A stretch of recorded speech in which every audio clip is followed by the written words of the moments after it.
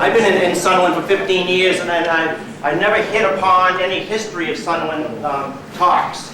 So I've been looking forward to this one, and I hope you all find it interesting. Our first speaker is Russ Lane. He's one of the original Historical Commission members, and Russ is going to talk to us now. And we're going to take about a 10-minute intermission. The Women's Club put out all the refreshments tonight, so let's not let them take those home with them. So in between talks, we're going to take a 10-minute intermission. So Russ, if you're all set, he's going to be our first speaker. Thanks, Jim. You're welcome. Jim announced things that were coming up. He left out one thing: snow shoveling tomorrow evening.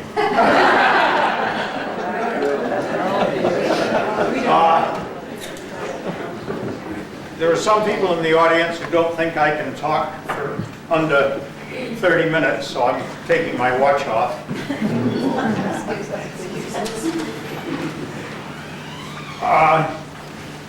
I'm going to try to just briefly talk about a settlement that dates from around the 1850s, 1860s, up on Mount Toby.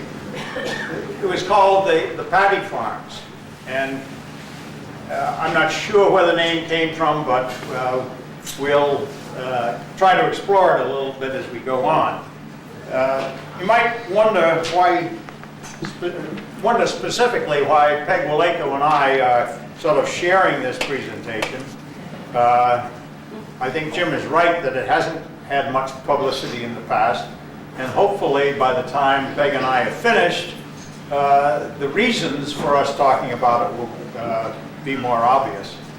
Just in review, in the 1670s, this little community was called Swampfield. It was settled then. It was wiped out about 10 years later. In 1714, the settlers began to return, and along Main Street they were laid out 40 lots and reserved land. Now, again, that's an interesting title. By reserved land, I think what they were planning this for was the burial ground, but I think they were a little superstitious, and for a while, until somebody died, they called it the reserved land, and then on the second map that I found of the town, it was called the graveyard.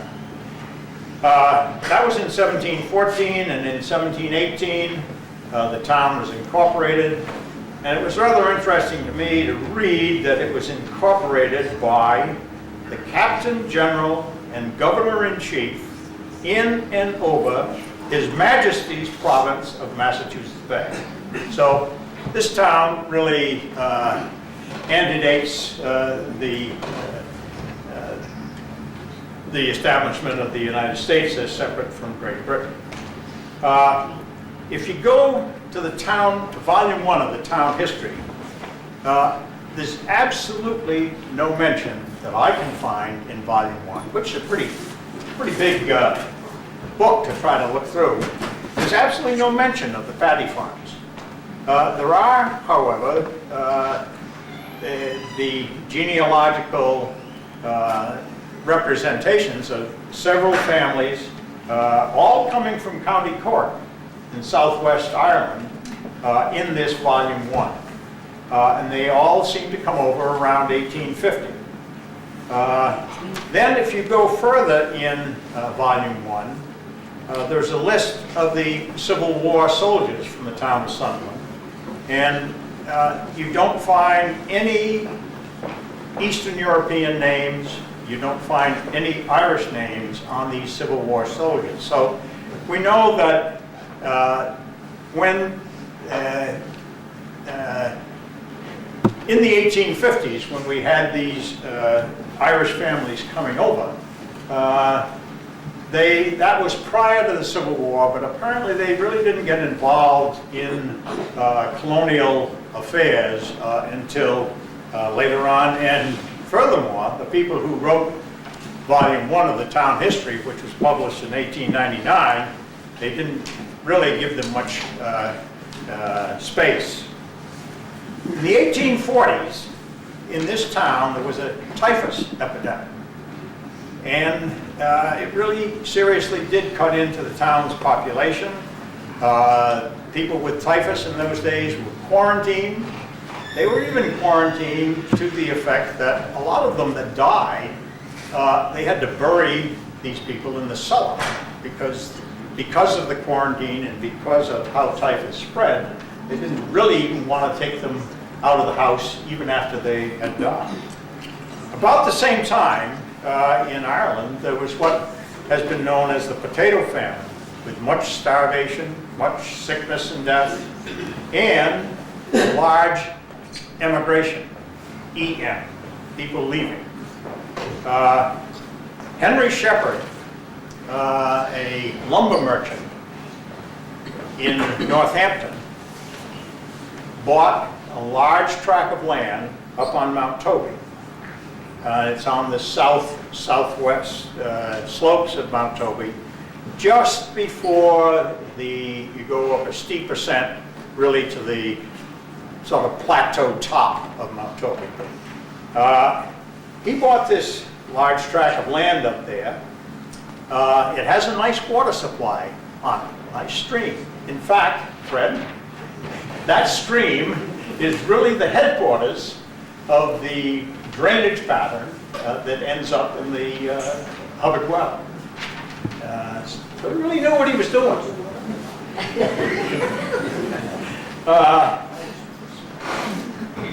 After buying this land, and he went to New York because a lot of these people from Ireland escaping the potato famine were actually coming to this country. He went to New York, met some of the ships coming in, obviously recruited 4 or 5 families, I don't know how many more, but that's my guess, 4 or 5 families to come back to Sunderland. He settled them up on this land on Mount Toby, whether he built them houses or whether they built their own houses, but anyway, they settled up there, and there was the purpose was this was a significant logging operation. My sense is that what they were logging, and that's based mainly on what's up there now, my sense that what they were logging was mostly oak, which certainly was a valuable building timber in those days, and still is. So we have them then with these 4 or 5 families settled up there around 1850, and cutting this timber. Probably within 7 to 8, 9, maybe even 10 years, the timber was all cut, and these families started moving down into town. And this Paddy Farm area up on Mount Toby is essentially not been used since. And what I want to do is to show you where it is. And Jim LaFord and I went up there last fall after the leaves were down, and we took some pictures and we have some slides. They're not ideal because there's more leaves than there are anything else. But I think I can point out some of the thing to you. Let's look at that right now.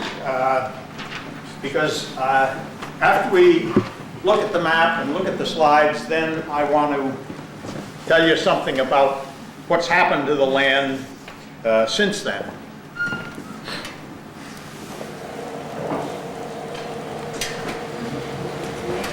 This is sort of a cooperative effort today. Tommy Zimnowski brought the screen. Projector belongs to Liz and Will Sullen. This remote belongs to me. The slides belong to Jim.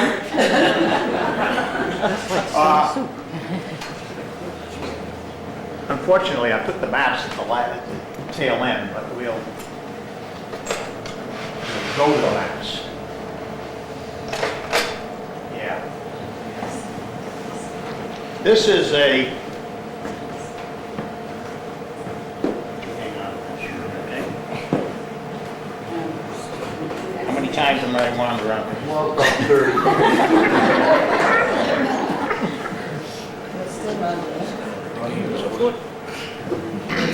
Yeah, beautiful. This is the Connecticut River. It needs focus a little bit, probably. But this is Middle Mountain Road. Actually, the post office is right down here. Sycamore Meadows is there. This is Garage Road.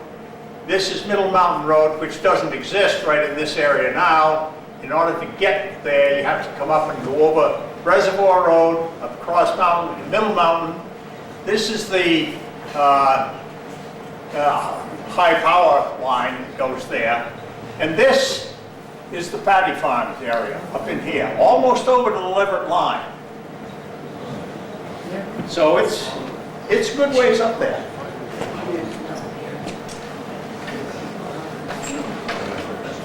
Now this is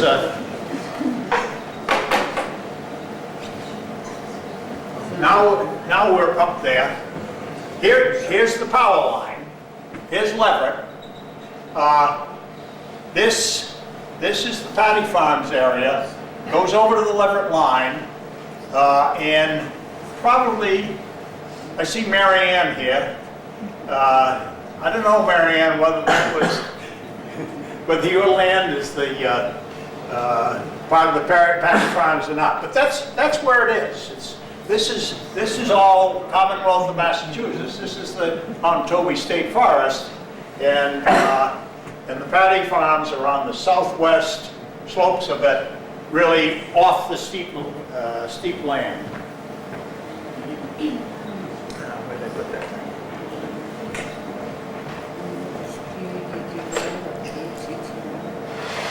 I'm sure you can tell that my training was not good.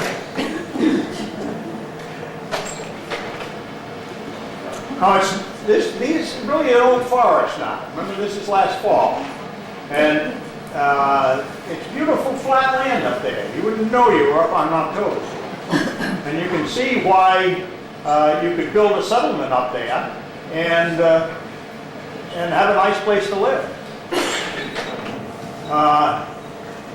When you take Jim before it out to take some pictures, you got to watch out.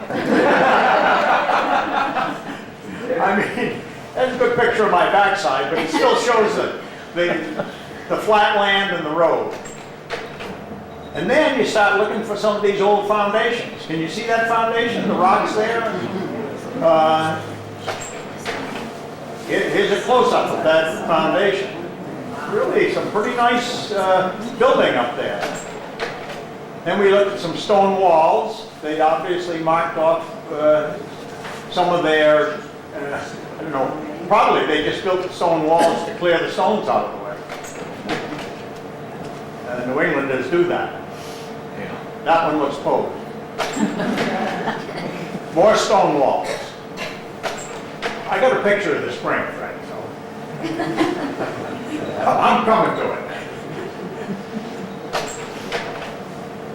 I had asked Jim to take this picture because he's on flat ground, and I'm still on flat ground. Actually, I think I'm standing in the cellar hole. But if you look past me, you can see that the ground really starts to go up fast. I mean, that's a steep rise right behind there, and that goes up to the top of the plateau, which is really the top of Mount Toby. This is, actually I'm looking up the brook now. We'll have a better picture of it here in a minute. Here are some bricks. They had something up there that they made out of bricks. There's a good-sized pile of bricks there. I think there's one more. Yeah, now I'm into the bricks. Can you see the bricks? There they are. Just a stone wall. Another stone wall. This is a foundation, you can see the foundation wall past me, but it's not very good. Here's another foundation. Now that's not a stone wall, that's a foundation. And here's a close-up of the same foundation. You can tell how long it's been abandoned from the size of the tree that's growing in the cellar hole. There's one of these foundations that looks as if it's closed in on 3 sides, as if perhaps they kept some of their animals. It was a 3-sided cellar hole, the house above it or a barn above it, and maybe the animals in the underground area, and free to go in and out.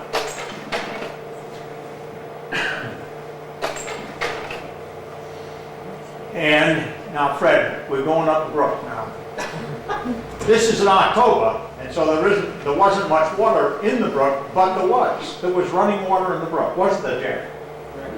Right. And this is up at about as far up on the brook as you can get, but there's running water right in there. And back to maps. To reach that area that you walked in, would you stay on that Reservoir Road and take that same road that would go underneath the High Line and continue on that trail? Yes, yeah. Now that road, the early picture of you walking on one of the roads there, that is not the same road that you drive in on though, is it? Yes, it is. It was? Yes, it is. It's a continuation of it. Now that road eventually would bring you to the top of the mountain, would it? No, it wouldn't. That road doesn't. It sort of ends just past the Paddy Farms. I see. But as it ends just past the Paddy Farms, it intersects with the Robert Frost Trail. And now I can't tell you whether the Robert Frost Trail, which eventually goes up the east side of Toby, I can't tell you whether, if you followed that route, whether the Robert Frost Trail has used a continuation of that road. I think that Robert Frost Trail comes over on Bull Hill. Yeah, it does. It starts at Bull Hill. Okay. And then it meets this area as it comes up onto Toby. I see. Anyway, regarding the property up there, as I told you, Henry Shepherd bought this big plot of land. 20 minutes. Henry Shepherd bought this big plot of land, and the Shepherd land is now part of the Mount Toby State Forest and belongs to the Commonwealth of Massachusetts. But just east of it, James Ahern, who came over really around 1850, he purchased a lot of land, and a fellow by the name of Edmund Barry, who came over at the same time, purchased a lot of land. Part of my interest here, and Peggy will tell you her interest in just a minute, but part of my interest here is that my great-grandmother my great-grandmother's brother bought the Ahern land and the Barry land, and then it went to my grandfather, and now Mary Ann. Where are you, Mary Ann? Mary Ann owns it. You still own it, don't you? Yeah. So there's lots of ties here. Now, but I want Peggy to tell you something about the Ahern family, because they are very much involved in the Paddy Farms. I'm not going to talk too long. I really didn't expect to be standing up here with Russ. I just thought I was going to come and be a part of listening. But it is my Irish ancestors that settled up there. The James up there that came first was my grandfather's Uncle James. I can't tell a heck of a lot about Paddy Farm because I was probably this size when my grandfather was living. And he married Mary Shaw from Deerfield. They settled, they came over here to Sunderland and settled down here on the end of School Street, which is the toll house, which was built in the 1700s. My mother was an Ahern. That was her father that owned that piece of property. People always say to me, well, you know what, you're a Lakeo. Well, I'm not. I'm a Hogan, and my mother was an Ahern. I was born in a house up on North Main Street. I'm a native. It was Bill, what was his name? I'm not sure. Fairchilds lived there. Then he sold it to Kaduki. Mrs. Kaduki. I was born upstairs. It was a two-family house. I understand now it's been turned back into a two-family house. She sold it to her, or gave it to her daughter, son-in-law, Bob Murphy. From there, we were moved down to where Edna Gunn lives. That was a two-family home. My father worked for Lester Miller. They had the garage on, which is 116, that they just now got rid of. And from there, I moved, when I was 4, we moved to Greenfield. My father worked, my grandfather always used to say, when we'd ask him where he came from, I can remember him saying he came from County Cork, which is where all these people came in and came up here. He always said we were horse thieves. The Holdens were the horse thieves. They always called, there were 2 classes of people over there, the Shanty Irish and the Lace Curtain Irish. Well, we were the Shanty Irish. So we lived, like I said, I came down here all the time. My family was here with my grandfather. And I even though I moved to Greenfield for a while, Sunderland's always been my home. And I'm sorry that none of the Aherns are here, but I guess they just didn't feel they wanted to get here. Somebody's pointing to somebody. What? He's your cousin.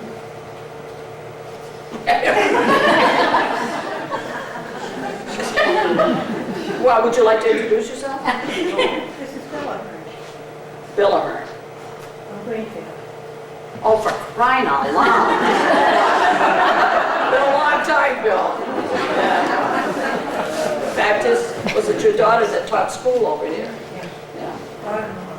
Oh, daughter-in-law, that was it. Well, anyway, Russ, that's about, Well, stay up here. Let's stay. I have a daughter that lives in Brimfield. She's now doing the genealogy for the Ahern and Hogan family. And Russell and I have gotten to be, I'm pretty excited about it. And she just called me probably about a half an hour before we got here. And she's doing the genealogy, and there's a lot.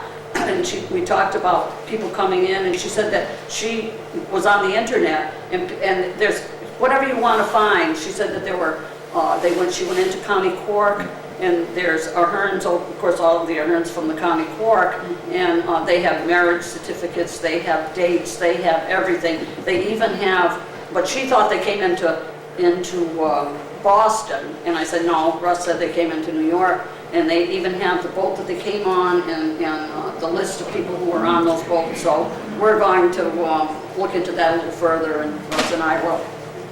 I sense that your comment was, how do you get to this area? And I've walked that area before, looking specifically, trying to look for that area. It's wonderful to walk up there. Right. And what you do is you go up Reservoir Road, turn left on Cross Mountain Road, which used to be Nebo Road. And that just, Cross Mountain Road, Nebo Road, becomes Middle Mountain Road. And you just stay right on it. And when you come to the high power line, just cross it, and it keeps going. There is one V just before you get to the power line. You want to take the left hand, and you can't go very far on the right hand one anyway.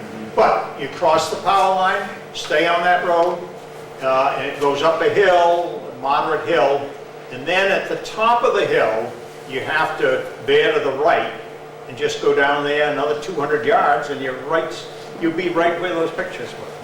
And it's part of tonight would be to encourage those who can to go up and take a look at this historical gem, I think. But, you know, Peggy's never going to be a Montague, and I'm never going to be an Ahern. So. Right. Can I ask, say one? Go ahead. You had your hand up before. Yeah, I just wanted to add, when you mentioned the Paddy Farms and the origin of the word, I believe that it was a synonym for Irish, that it was an Irish nickname, and ultimately, because initially Fishermen and the Irish were kind of put down at that time, which is probably why it's not in the book, and but I believe Paddy was just meant Irish, I believe. Okay, Carmel, do you know anything about it? Okay. Well, you know, I've heard the term Paddy. Oh, they have applied to- Paddy's Irish whiskey. That's I mean, right, yeah. Yeah.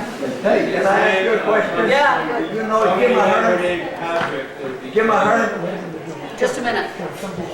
Somebody Irishman named Patrick, if you name a name on the stage, and all of them were for the drunken Irishman, and the paddy wagon's named because it picked up so many drunken Irishmen. Right. Unfortunately, this lady's right, that's where it comes from. Spurring. Unfortunately, the Irish are known as the drinkers. Yeah. And the other part of that is in Irish, Patrick is Padraic, P-A-D, and that's why it's a P-A-D-D-Y, right, Padraic. I don't know. Joe Baggins. You were related to Jim Ahern? That's my grandfather. Yeah, because I know him, and who's that Ahern that had the Water Hotel? That, we were just looking that up in the book. Who was it, Mary Thomas? No, yeah. And she married, because this was Agnes Ahern. No, And she married a Warren, and that's where you got the Hotel Warren. She ran that by herself after her husband died, and they called her godmother. Oh, my father and a lot of them went upstairs and delivered onions to the railroad station. Yeah. They always dropped in for beer. Yeah. Probably more than one, Joe. Yes, Ann. Is it easy to find the foundations and those bricks? Well, it's much easier probably right now, well, no, because there's snow on the ground, but it was a little difficult because of the leaves having just come down. Probably, maybe in the spring it would be easy. Yeah, or in the middle of the summer, because, you know, with the leaves on the trees, you can't take good pictures, because all you get is pictures of the leaves on the trees, but if you wait until the leaves come down, all you get is pictures of the leaves on the ground. I can remember my husband and I Yeah. going walking up there all the time, but when you're younger, you don't think to take pictures of something like that, so we don't have anything. John? Peggy, how many foundations, did you ever go back to the assessments or tax records to see how many actual buildings there were up there? Or can you take a guesstimation as to, you know, were there like a dozen homes? I think there are 3 foundations now. Did we ever go back to the tax records? No. We're not Probably paying. not. Yeah, right. But there were 3. Yes, Charlie, what's up? Oh, 65 years ago when I was a Boy Scout, we used to walk all over the mountain and we saw apple trees up there. Did you see any apple trees? I think there are some, yeah. I didn't see the foundation, but I remember we saw apple trees. Yeah, there are. That was Paddy Farms. Or somebody was living. The apple trees, as you come into the Paddy Farm area, the foundations are on the left-hand side, but the apple trees are sort of across the road. Yeah, Johnny Appleseed was up there. So I just want to say, Russ, when I was up there with Gail's grandfather, checking it out, he said those were from the Paddy Farms. Yeah. They planted their own orchards. Yeah, well, I would imagine. Well, they, Yeah. The gentleman that bought the farm, bought the Paddy Farms, he took these imprints and put them into his logging business. Is Yeah, that- yeah. And there was only 2 or 3 families, you say? Yeah. The Welch family, Barry family, and the Ahern family. And where did the Hogans come in? That was my father. He married my mother. She found it this side of New York. The Hogan is, there was a notorious highwayman, Galvin Hogan.